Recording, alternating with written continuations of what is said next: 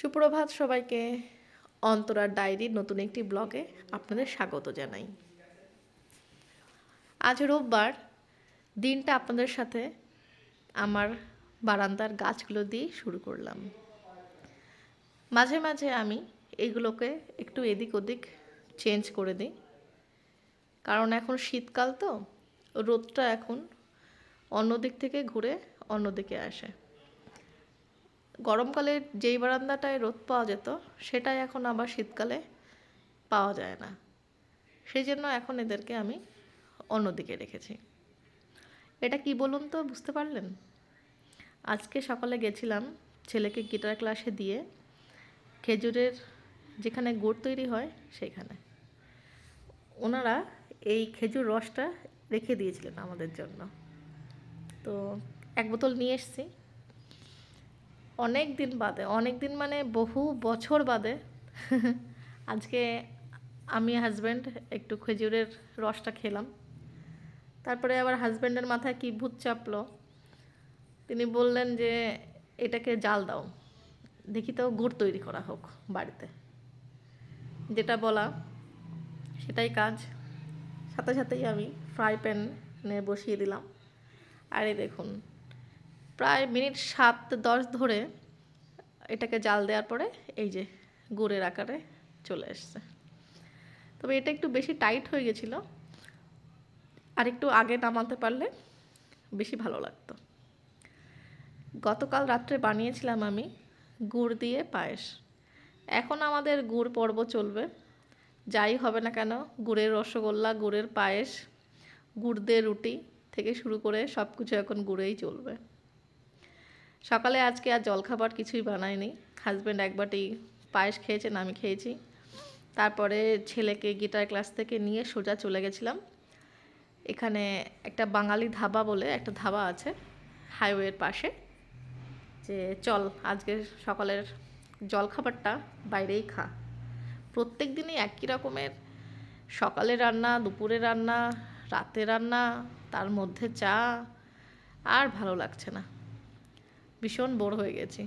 আজকে বললাম আর আমার দ্বারা সম্ভব না, আজকে আমাকে ছুটি দিতেই হবে। আর ছুটি আমাকে না দিলেও আমি জোর করে নিয়ে নেব, আজকে আমার ছুটি যাই হোক। এই যে বাঙালি ধাবা, দুমকা, বাংলায় লেখা রয়েছে। কেন জানি না, একটু বাংলায় লেখা দেখলে যেন আমার একটু বেশি ভালো লাগে। এনারা সবাই বাংলায় কথা বলেন, আমি তো বলি, তারপরে আমার সাথে যে যে উত্তর দেবে সে বাংলায় দেওয়ার চেষ্টাই করে। তো আমার বান্ধবীরা সবাই হাসে যে তুমি যেখানেই যাও, যেই দোকানেই যাও না কেন, তুমি বাংলায় কথা বলো, তারা বুঝুক না বুঝুক। আমি বোঝে সবাই, বলতে হয়তো একটু অসুবিধা হতে পারে। যাই হোক, এনারা সবাই বাঙালি, এনারা বাংলায় কথা বলেন। তো কি কি আছে আমরা শুনে নিলাম এই দাদার কাছ থেকে, যে এখন কি কি সকালে পাওয়া যাবে। তো ওনাদের আলাদা করে কোনো মেনু নেই সেট করা, যেটাই আপনারা বলবেন সেটাই ওনারা আধা ঘন্টা সময় দিলে বানিয়ে দেবে। যাই হোক, অর্ডার দেওয়ার পরে এই গাছগুলো আমি দেখছিলাম, এত সুন্দর বড় বড় গাঁদা হয়েছে, জবা হয়েছে, দারুণ লাগছিল গাছগুলো দেখতে। তো এই জবা গাছটাই আমি একটু দেখলাম, একটু পোকা লেগেছে। তো দাদাকে বলে দিলাম যে আপনি এই গাছটা একটু খেয়াল করুন, একটু দোকান থেকে ওষুধ এনে গাছটাকে দিন, না হলে কিন্তু পুরো গাছটাই নষ্ট হয়ে যাবে। বেশ ভালো রোদ উঠেছিল, রোদের মধ্যে মানে বাইরেটায় খাটিয়া পাতা আছে, খাটিয়ায় বসে সকালে বা দুপুরে যখনই হোক না কেন খাওয়া দাওয়া করার মজাটাই আলাদা। ছেলে তো আমার পনির লাভার, নিয়ে নিয়েছিল মশলা পনির, সাথে 2টো রুটি, তারপরে আরও 2টো রুটি অ্যাড করতে হয়েছিল। ওর নাকি ভীষণ ভালো লেগেছে খেতে। আমরা পেট ভরে তাহলে খেয়ে নাও সকালের খাবারটা, তাহলে হয়ে যাক। আমরা নিয়েছিলাম সাথে একটু লিকার চা, একটু বেশ চা খেয়ে রোদ্রে বসে সময়টা আমরা ভালোই উপভোগ করলাম।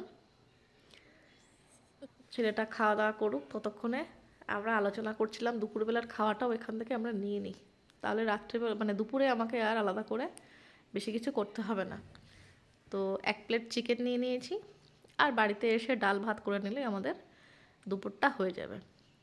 রাত্রেবেলায় আবার আমাদের একটা বিয়েবাড়ির নিমন্ত্রণ আছে।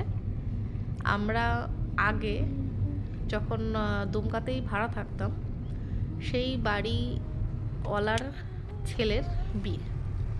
তো তারা এত বছর বাদেও আমাদের সাথে যে সম্পর্কটা রেখে দিয়েছেন, এটাই হচ্ছে আমার কাছে সবথেকে বড় পাওনা।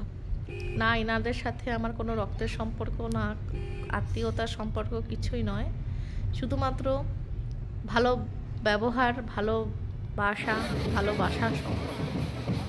যাই হোক, সন্ধ্যার সময় সেজে গুজে তৈরি হয়ে চলে এসেছি বিয়ে বাড়িতে। এটা হচ্ছে দুমকা ক্লাবে এই বিয়েটা হয়েছিল। তো এখানে হচ্ছে পাত্রপক্ষ এবং পাত্রীপক্ষ উভয় পক্ষ একসাথে মিলে, মানে ওদের বিয়ে এবং রিসেপশন দুটো একই সাথে একই দিনে হয়ে গেছে। দুর্দান্ত সুন্দর বিয়ে আয়োজন করেছিল। যে এরকম আমাদের ছেলে যেরকম মানে সুন্দর ছেলে, ঠিক সেরকম সুন্দরী বৌমা এসেছে। দুটোই মানে বাচ্চা বাচ্চা ছেলে মেয়ে, খুব বেশি এদের বয়স হয়নি। তো দেখলাম দারুণ, অনেক বছর বাদে ওদের সাথে আবার দেখা হলো, প্রায় 7 বছর বাদে। তো আমার ছেলেটাকে দেখে তো ওরা বুঝতেই পারছে না যে এত বড় হয়ে গেছে, সবার থেকে লম্বা হয়ে গেছে। এখানে একটা জিনিস আমার দারুণ লেগেছে, যে এত সুন্দর সাজিয়েছে। আমি এত সুন্দর বিয়েবাড়ি আগে কখনো দেখিনি।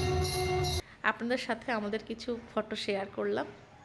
আজকের মতো তাহলে ভিডিওটা এখানেই শেষ করছি। ভালো লাগলে একটা লাইক করে দেবেন। টাটা।